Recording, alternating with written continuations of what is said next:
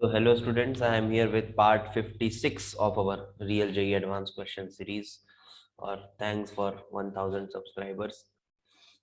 और अब हम बात करेंगे ये जो क्वेश्चन है ना, आज फिजिकल केमिस्ट्री बहुत डिमांड में था सर। फिजिकल केमिस्ट्री ठीक है, न्यूमेरिकल्स फिजिकल केमिस्ट्री के बहुत आसान होते हैं, ठीक है, बहुत आसान भी नहीं बट कंपैरेटिवली आसान होते हैं। भले आपको लगता हो वो मुश्किल होता है, बट मुश्किल ना ये वाला पार्ट होता है जो आज मैं लेके आया। ये आपके लिए आज एक आई ओपनर होगा बहुत सारे बच्चों के लिए। कुछ बातें ऐसी मैं बताऊंगा कंसेप्चुअली। पहले मैं चाहता हूँ थोड़े कंसेप्चुअल सवाल लेके आऊं जिनकी तरफ जेई एडवांस का भी झुकाव ज्यादा रहता है, ठीक है। तो ये सवाल आप देखें और इसके बाद आप इसको सॉल्व करें। पहले सॉल्व मतलब डिकोड करें क्या चीजें हैं, एंड देन आफ्टर एक्सप्लेनेशन जरूर देखना कंप्लीटली। आपको पक्का कुछ ना कुछ नया सीखने को मिलेगा और वो आपके लिए आई ओपनर होगा। आप आज तक कुछ और सोच रहे होंगे, होता कुछ और होगा। देखना, पूरा कंसेप्चुअली एक्सप्लेन करूंगा क्योंकि मेरा मोटिव ये है, हमारा पढ़ाने का तरीका ही यही है कि हम कंसेप्ट पे जाते हैं बहुत ज्यादा। फॉर्मूला बाजी इधर उधर की चीजें वो सबसे बहुत दूर, ठीक है। तो चलो देखो उम्मीद है आपने किया होगा इनको डिकोड करने की कोशिश। तो सबसे पहला क्या बोला, at 95 degree Celsius both water and its vapours coexist in a container. बहुत बच्चों को लगता है हाँ सर क्यों नहीं, हो सकता है 95 डिग्री सेल्सियस पे पानी और वेपर दोनों तो होंगे। 1 एटीएम प्रेशर। अब सुनना मेरी बात को, देखो क्या होता है कि vapour pressure of water at 100 degree Celsius is 1 ATM. So at 95 degree Celsius it is less than 180, ठीक है। अब आपके पास है पिस्टन, प्रेशर डिफाइन कर दिया है 1 एटीएम है, बाहर से प्रेशर 1 एटीएम। पिस्टन है, मूवेबल है, क्योंकि मूवेबल होगा तभी तो प्रेशर डिफाइंड है, अदरवाइज फिक्स्ड पिस्टन के लिए कोई प्रेशर डिफाइंड नहीं है, बाहर का प्रेशर कोई डिफाइन नहीं है। अब देखो आपके पास यहाँ पे वाटर है, मान लिया 95 डिग्री सेल्सियस पे इसका वेपर प्रेशर होगा बट लेस देन 1 एटीएम होगा। कितना मान लो, चलो 0.9 मान लो 0.9 एटीएम। तो 0.9 एटीएम के प्रेशर वाला वेपर यहां जनरेट होगा, ठीक है। अब क्या होगा, अरे बाहर का प्रेशर ज्यादा है तो ये पिस्टन को पुश करेगा अंदर की तरफ, अंदर की तरफ पुश करेगा, ऐसा अंदर की तरफ पुश करेगा तो अंदर का भी प्रेशर बढ़ जाएगा, 1 एटीएम हो जाएगा। लेकिन वेपर प्रेशर तो मेंटेन रहनी चाहिए 0.9 पे, क्योंकि टेम्परेचर आप चेंज नहीं किए हो। टेम्परेचर चेंज नहीं किए हो तो वेपर प्रेशर चेंज नहीं हो सकता। देखो बेसिक्स आपको पता होना चाहिए। तो नहीं चेंज हो सकता, अगर नहीं चेंज हो सकता तो क्या होगा, तो फिर ये कुछ अमाउंट कंडेंस होंगे सो दैट 0.9 का वेपर प्रेशर अचीव करे।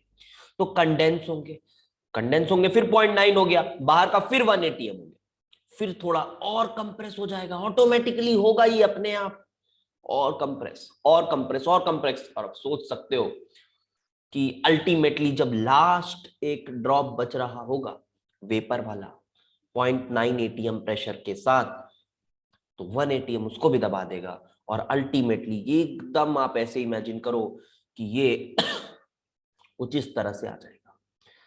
इस तरह से इंडिया में ना कुछ बहुत कम लोग ही पढ़ते हैं, मैं सच बता रहा हूं आपको। आप लोगों में से ना बहुत कम लोगों ने ही इस तरह से चीजों को समझा होगा, but this is the requirement for JEE Advanced. तो देखो बेटा क्या होगा एक्चुअली में, क्या both water and vapour coexist करेंगे ना, ओनली प्योर लिक्विड को एग्जिस्ट करेगा। इससे कुछ और कंक्लूजन्स निकाले जा सकते हैं, बट अभी मैं इस क्वेश्चन पे फोकस कर रहा हूँ थोड़ा सा, ठीक है। ये पॉइंट आपको मैंने बता दिया, सिर्फ प्योर लिक्विड करेगा। दूसरा पॉइंट मतलब देखो अगर मैं बात करूं तो 100 डिग्री सेल्सियस पर ही वेपर और लिक्विड दोनों एग्जिस्ट कर सकते हैं। एक पॉइंट ही है, ठीक है, एक पॉइंट ही है। उसके ऊपर पूरा गैस, उसके नीचे पूरा लिक्विड। समझना इस बात को। चल, तो दूसरा पॉइंट डिस्कस करते हैं। ये कह रहा है it is impossible to freeze entire solvent when a non volatile solute is added. ये डिप्रेशन इन फ्रीजिंग पॉइंट का कंसेप्ट है। आपके पास सॉल्वेंट है और आपके पास एक नॉन वोलेटाइल सॉल्यूट है। तो थियोरेटिकली मान लिया जाता है कि सॉल्यूट नॉन वोलेटाइल है, हालांकि उसकी वोलेटिलिटी क्लोज टू जीरो होती है, बट कुछ तो होती है। बट थियोरेटिकली क्या बोल दिया गया है, नॉन वोलेटाइल है। और हम पढ़ते समय भी जब कॉलिगेटिव प्रॉपर्टी पढ़ते हैं तो हम उसको नॉन वोलेटाइल पढ़ के ही आगे काम करते हैं।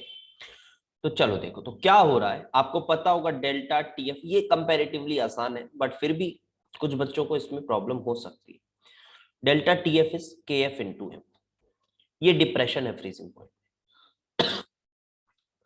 तो जैसे ही आपने थोड़ा सा डिप्रेशन अचीव किया, मान लो इसका डिप्रेशन इन फ्रीजिंग पॉइंट या फ्रीजिंग पॉइंट इसका -0.1 डिग्री सेल्सियस मान लो, तो जैसे आपने इसको अचीव किया तो क्या होगा, अब क्या होगा, कुछ अमाउंट जैसे ही कुछ अमाउंट क्या होगा, फ्रीज होगा। समझना मेरी बात को, पूरा फ्रीज नहीं हो जाएगा एक बार, जैसे कुछ अमाउंट फ्रीज होगा तो ये जो मोलैलिटी है ये बढ़ जाएगी, ये मोलैलिटी बढ़ जाएगी क्योंकि सॉल्वेंट कम हो गया ना, फ्रीज हो गया सॉल्वेंट, तो ये मोलैलिटी बढ़ जाएगी। मोलैलिटी बढ़ जाएगी तो क्या होगा, तो डिप्रेशन और बढ़ जाएगा। ठीक है, डिप्रेशन मतलब अब -0.1 नहीं, अब वो -0.2 डिग्री हो गया मान लो इस तरह से। अब फिर थोड़ा और सॉल्वेंट अगर फ्रीज हुआ तो मोलैलिटी और बढ़ गई, डिप्रेशन और बढ़ गया। इस तरह से अगर आप सोचो तो कहीं ना कहीं वो एक फर्स्ट ऑर्डर काइनेटिक्स टाइप का जा रहा है।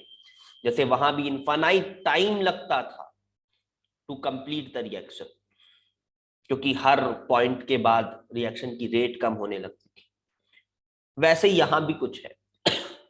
हर पॉइंट, हर सॉल्वेंट का ड्रॉप जब फ्रीज हो रहा है उसके साथ मोलैलिटी बढ़ रही है, डेल्टा टीएफ बढ़ रहा है।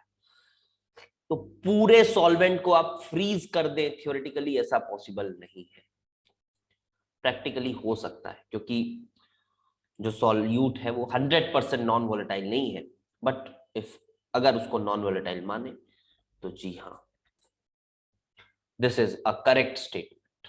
ओके, अब मैं थोड़ा सा गैसेस के दो कंसेप्ट लाया हूं, मेन ये कंप्रेसिबिलिटी फैक्टर। ये ना बड़ा छोटा सा दिखता है बट बच्चों को इसमें कंफ्यूजन रहती है, वो कुछ भी मान लेते हैं, बस वो वीडीएल बाई वी आइडियल ऐसा कुछ कुछ गंदा सा याद कर लेते हैं और सोचते हो गया सब कुछ। आप मेरी वीडियोस को फॉलो करते रहो यार, आपको बहुत बेनिफिट होगा, ठीक है। आपको जेन्युइनली बहुत बेनिफिट होगा।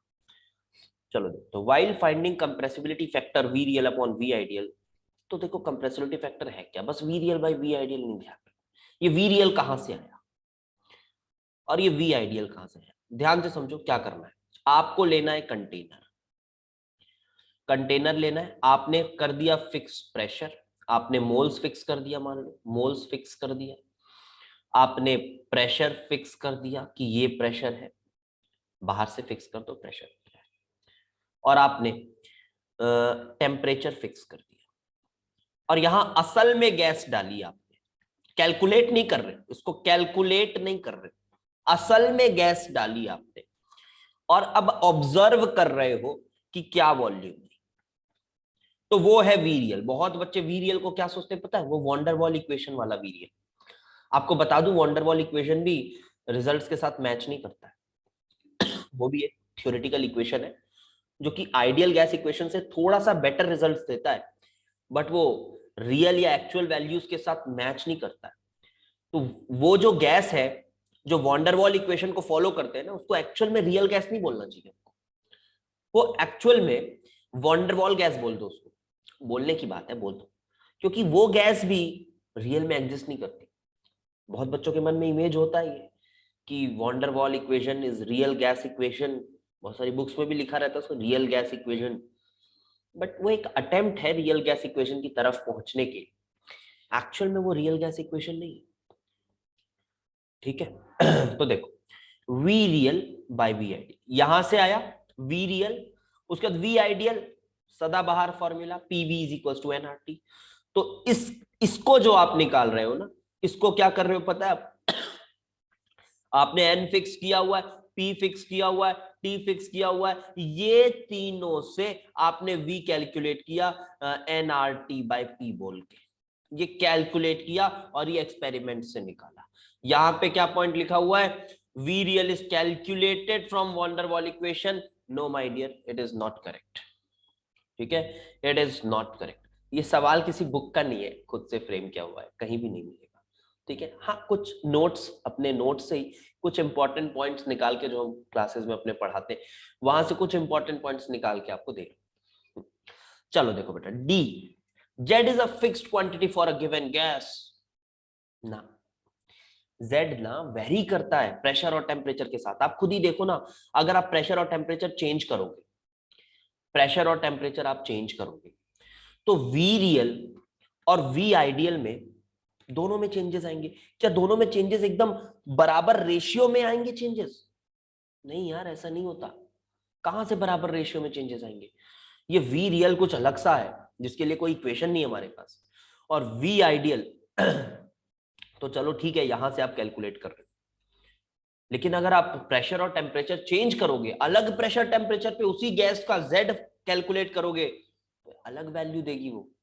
ठीक है, वो एक अलग वैल्यू देगी। और ये बात बहुत हद तक क्लियर भी रहती है, बच्चों को इसमें ज्यादा दिक्कत नहीं होता।